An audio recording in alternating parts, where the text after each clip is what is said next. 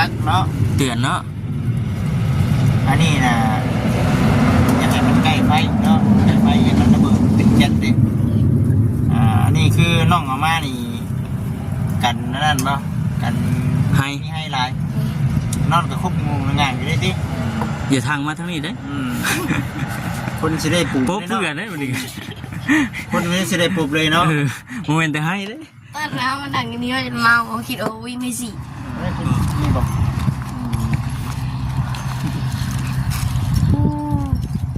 มือวันเสาร์วันที่19อีกบ่นานเนาะคือสิเห็นทางทีมงานเนาะมาโย่เสร็จแล้วเวิบแล้วรถด้วย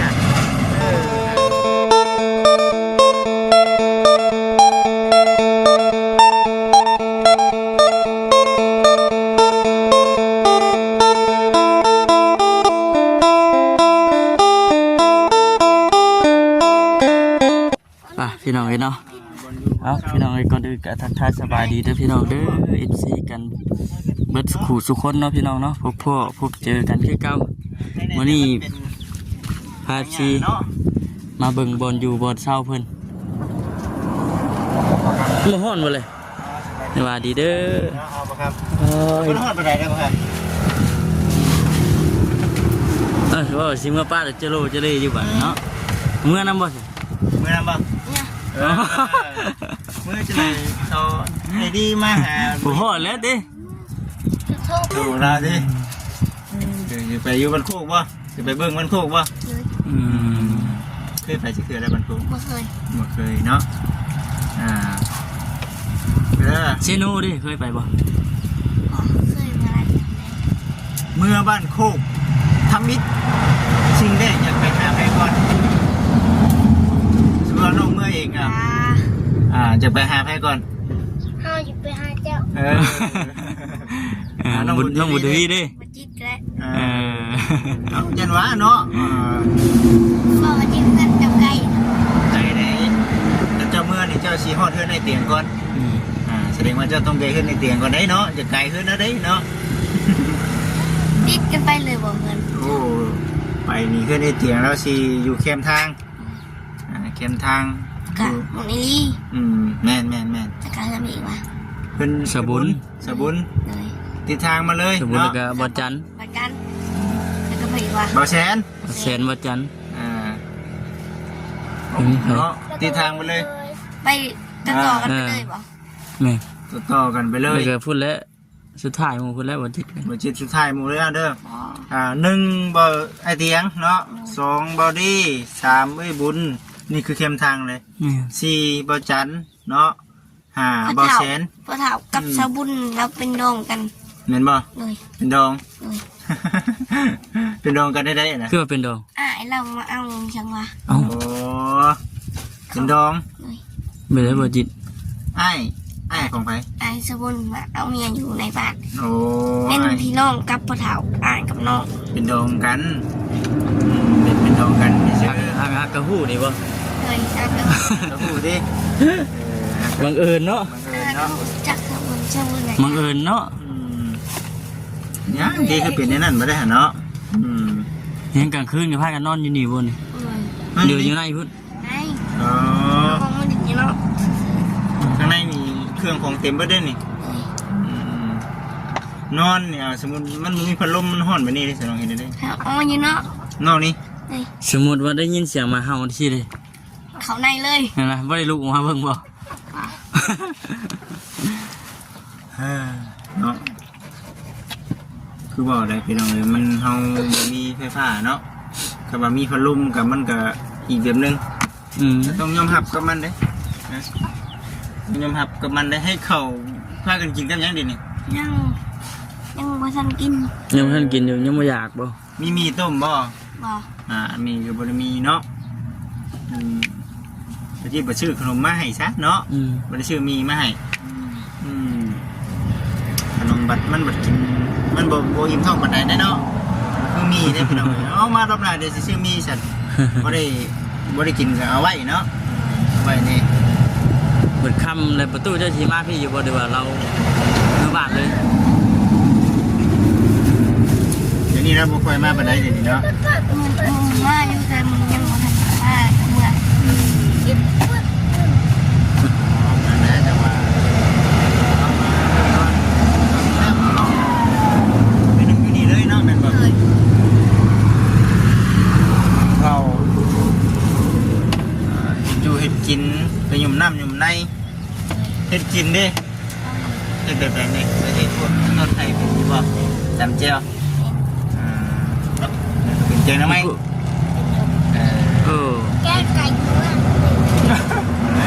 มื่อ ไกลๆเพื่อนอีกโอ้แสดงว่าเลี้ยงน้องได้เด้เนาะอยู่กันสองไอ้น้องนี่บ่ธรรมดาได้พี่น้องเลยเนาะทั้งน้องเพิ่นนี่แต่แม่เพิ่นเบิ่งคลิปอยู่เพิ่นคือสิดีใจนะ ถ้ามีโอกาสเนาะช่วงยามน้ำไม้เนาะแกะซื้อน้ำไม้มาให้เรา แม่เขาอยู่มีดาวเลย ซื้อน้ำไม้มาให้เราแกงสุกิน แม่เขาอยู่คือกัน เฮ็ดแทนเนาะจะเฮ็ดแทนแม่ พอมาแห้งได้หยุด แล้วชูดิเนาะ ไอ้พวกนึกก็จะรีเลิกสู้แค้น อืม ดีแล้วเฮ็ดเวียกซอยเนาะแต่ว่าทั้งแต่แม่เพิ่นก็ยังคือเขาเนาะ เลย จะได้มาได้หาเงินหาคำเบิ่งก่อนเนาะหาเงินหาคำเพิ่มเติมอีกนะ FC เมื่อยเด้พุ่นน่ะเนาะนอนเลย เมื่อยแล้วขนาดเนาะอยู่เนาะไปนั่งรถเย็นๆบ่ซั่นเนาะเมื่อฮอดบ้านโคกเลยเนาะมื้อนี้ก็บ่ยินก็สิกลับคือกันแหละพี่น้องเอ้ย โบ เนาะ จิต ฮะ มีทางลงมันโคกนะหมอ โอ้ก็มีเด้อเนาะไปฮอดบ้านพินฮอดบ้านพินก็มันก็มีทางแยกเข้าเบิ่งขัวมันก็มีทางเข้าไปโอ้ยเนาะ มีบุญของไพ่ฉันได้ปีนี้ ปีนี้ลงไฟดิ จังนั้นก็อยู่อีกอ่ะ เออ นี่อยู่ทางนี้มันที่สี่ ไปนอนนี้ เลยจังนั้นอยู่ในบ้านนี่ ลงไฟดิ เลย ใกล้เด็กๆพี่น้องเนาะน้ำมอเจ้าจัดสมาในบุญไปแล้วไว้ว่าดีเลยพี่น้อง เลี้ยงไส้แล้วมองคำจังนั้นก็คนเพียง มีแต่บุญเนาะ เลย มีแต่บุญมีแต่ศีล เล่นเคียนวัดดุงวัดดุงจองก่อน เด็กน้อยได้สักพี่น้องอยู่กันสองคนมองเงี้ยขึ้นนั่นขึ้นนี่แหละเนาะ เนาะ ขึ้นสิไปก็ไปแล้วนี่เนาะหากไปอยู่บ่กลางคืนกันไม่ได้ไปป่ะ ไม่ได้ ไปไกลที่สุดไปไทยแน่ไปไกลที่สุดอยู่นี่ บอกไปเลย ไม่ได้ไปเสียเลย เขาไปสุดเรื่องปากกา ก็ไปที่ยังไง เขาไปได้ เบิ่งไหนเบิ่งรถเนาะรถหน้าน้ำ ไปตามหน้าไปหนึ่งถนน ฮะ ย่างบ่ เงินถนน โอ้ บ่ได้ขามทางเด้เนาะ ไม่ได้ถามทางไปสีเนาะเดี๋ยวกลับมาอัปเดตก่อนเพราะว่าที่เพิ่นก็ว่าเอามาอัปเดตน้องเพิ่นซุมื้อนี่เด้อเพิ่นจะ หลายมื้อ สิได้มาซุมื้อบ่นี่เนาะมีแนวมองให้กับน้องๆเพิ่นไปเลยเนาะ มาลิง มาดินเนาะ มียังก็บอกว่ามียังก็มา บ่มีหยังก็มา หมูยิงก็ให้มาดิน มากินแกงไก่บ่เนาะฮะ แค่ไก่ บ่ไก่แกงไก่แล้วจะขายอยู่บ่ จับอยู่ อืม ตอนในเมื่อนอนบ้านทำกระติดพญาน อืม อืม จับไก่ไปขายน้ำเนาะสามซามีแนวเสื่อนเช่นนี้ต่างที่ว่าทั้งทำไมเพิ่นบ่อยู่ได้ใช่ แม่ประมาณจักปีกว่าแม่ 43 ประมาณ43แล้วบ่ อืม 43แล้วเด้ติ เลย 43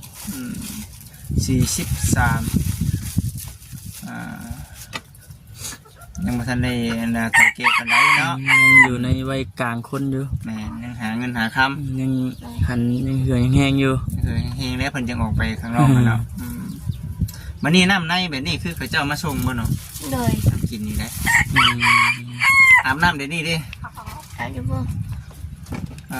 เข้าห้องน้ำแบบเวลาเขาปวดท้ายดิ ฟู เข้าป่าเลย สัตว์ลงป่าเลย ย้ำฝุ่นได้เอา ไป ย้ำฝุ่นก็ไปคือกันดิโอ้ไก่แซ่บเนาะพี่น้องเนาะ ป่าพุ่นเนาะ เรื่องที่มันค้นหาเห็ดปวกอยู่หันแบบป้าตัวเห็นเงี้ยคักบัดนี้เนาะ ได้เป็น คุมไป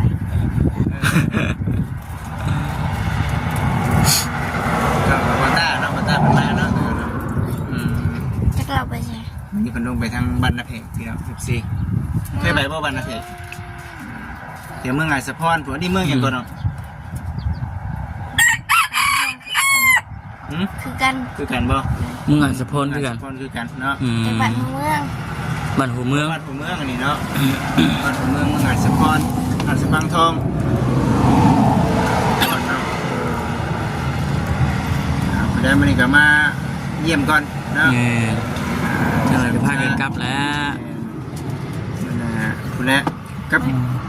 เมื่อวันนี้ประจันลงมาเราบริเวณเลย มือวานนี่เลย เพราะมันเป็นหลัก แม่น่ะนะคนหลาย คุณลายบ่วัน คุดคุม โอ้ กันที่ บ่คนคุดคุมนะ โอ้คนคุดคุมลาย เราบริเวณ นั่นคือว่าทีมงาน เลย สิได้พี่น้องไปเรื่อยๆเนาะไปเรื่อยๆตอนที่ว่ายังบ่ทันได้มีงานทำพิชอบกับมีแต่มาถ่ายรีวิวแถวใกล้ๆเนาะหรือว่าคันว่ามีผู้ใหญ่เพิ่นได้เป็นสะพานบุญให้มาให้กับน้องเพิ่นก็มาหรือว่าผู้ใหญ่เพิ่นบอกให้ไปทางไกลก็ไปพี่น้องเอ้ยเนาะไปบนที่ว่าทุกซีบ่ค่อยเห็นหรือว่าผู้รักผู้ใหญ่เพิ่นเคยเห็นคลิปช่องลื่นก็เอาไปแนะนำได้เนาะ เลยบ่ได้เลยบ่ฮู้จักแน่บัดนี้ว่าสิไปเนี่ยใดไปสั่นพี่ คื น้ อ อง ตอนนั้นเดย์เปอร์เซ็นต์มาทำอิดอันนี้เกือบพอเลน อ้าวคือ บ่เคยเห็นเกือบเรียนป้าเปอร์เซ็นต์ เกือบปุ๊บบ่ ปุ๊บเลย ย่านเพิ่นมาจับเล็กน้อยสิ เลย บ่เคยเห็นเนาะบ่สร้างแล้วพี่น้องเอ้ยเนาะ บริวารจะไม่เคยเห็นเลยไปโลด บ่ดีบอกดิ เลย บ่เคยเห็นเกือบเล่นนี่ดิ เลย ถ้าว่าบ่เคยเห็นมันให้ปุ๊บรถ เลย ทีนี้ฮะนี่ มั บ่ นสิเล่นใส่เลยเนาะ เลย บ่อยากให้เมื่อซ้ํติ บอก บัดนี้เนาะ อยากให้นอนนี่เลยบ่ นอนได้บ่นี่เนาะมีบ่นอนบ่ล่ะ ไม่รู้ เด็กน้อยอยู่กันสองคนพี่น้องเลยเนาะ ข้าวสารเฮาได้ยังนั่นอยู่บ่ ยังไม่เจอ นั่นเดียวบ่นะข้าวสารกับพอกินได้พี่น้องเอ้ยเนาะ มีข้าวเปลือกที่จีบเอารถในสายไปซีอีกซีรุ่นๆเลย สีกันบ่สี ปอไก่เป็นไงไก่วัดมหาสุข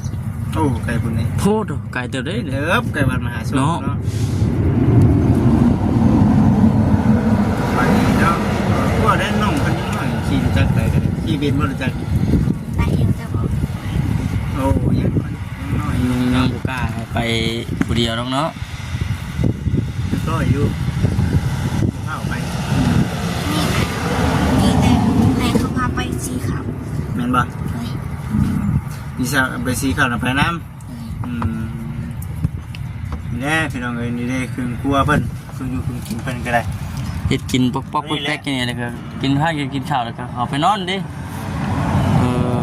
ไปง่ายๆเลยนี่เนาะนี่สีไทยตะกี้มีให้ แม่ ไก่ไฟนี่เด้อไก่นะ เสียงรถพี่น้องเนาะ น้องคนกันไปเนาะเนาะ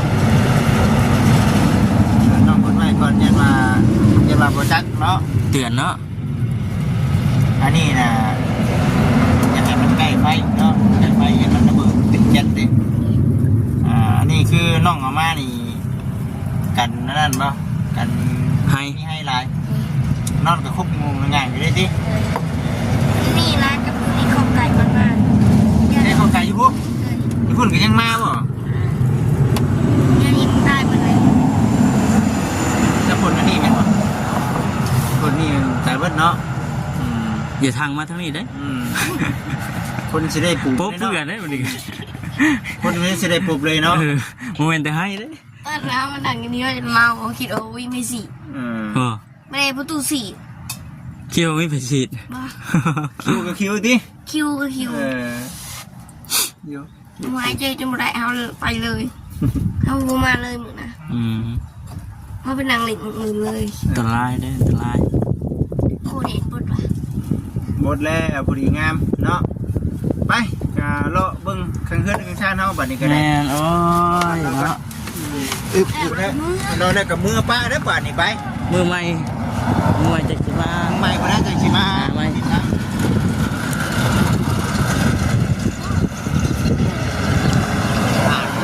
เนาะดูบล็อกพี่น้องซีเนาะบล็อกนี่ยัง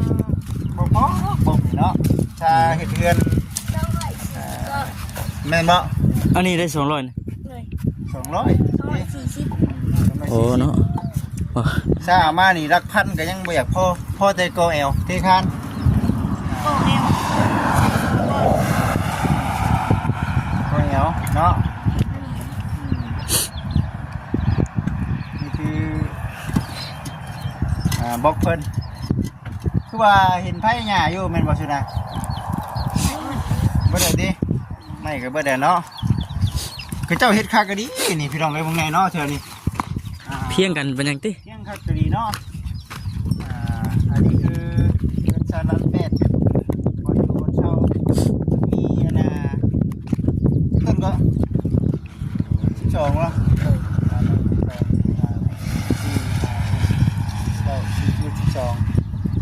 12เสาเนาะ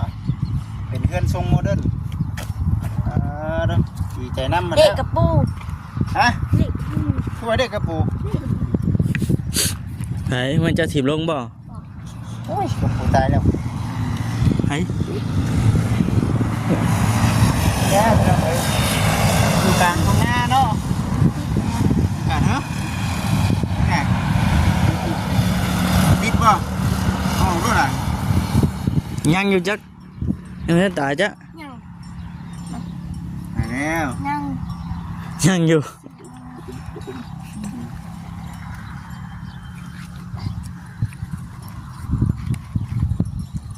เป็นวันเกิดเพราะว่าโมเป็น แข็งเลยเด้ แข่งเนี่ยเนาะมาได้ป่ะโอเค ตอนเรายังไม่ใช่กับเพื่อนน้ำยังหิว เลิกแม่นบ่ที่กี้เลิกแม่นบ่ แสดงว่านาอยู่ซั่น แต่คนก็ขุดนี่เนาะ คนดำ สร้างกับขุดเจ้ากับขุดแม่นบ่ คุมได้เจ้าคุณน่ะ คุม มือเดียวบ่นี่ขุดจังเคเลยเนาะไวอยู่ได้หรอได้ขุดนี่บ่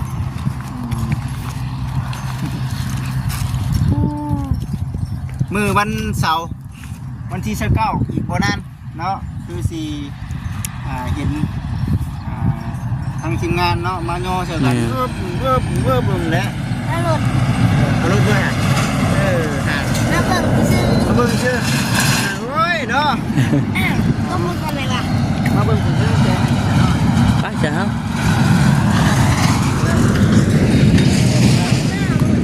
ฮะ จะบ่มาบ่ เบิ่งอันนั้นก่อน อ้าว เบิ่งงานมาไว้สิ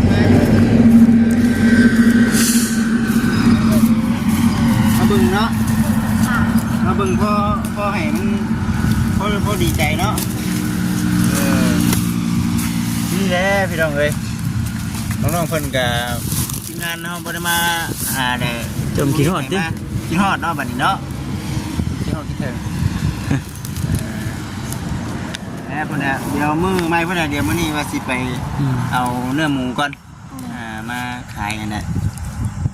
ข้างน้ เปิดห้านขายปลาทูแน่หมูน้ำแน่เนาะมื้อนี้ว่าสิไปเอามื้อนี้ก็ได้นี่จะว่าำตลาดนัดขายตามตลาดนัดที่บ้านอ้ายอีกเนาะมาเอาทำได้แล้วบ่ นั่นละ อาจารย์เดียวทั้งง่ายสิได้ธนากลับเด้อเดี๋ยวมื้อหน้าผู้ใดสิมาเยี่ยมมายามดีใจน้ำเนาะดีใจน้ำนี่ก็ผู้ใดสิกลับมาใหม่เด้อน้องเด้อโอเคอยู่ดีนี่สบายดีบ๊ายบายเมื่อป้าก่อน ให้แล้วให้แล้ว ใหญ่บ้านบ้านนี่นะ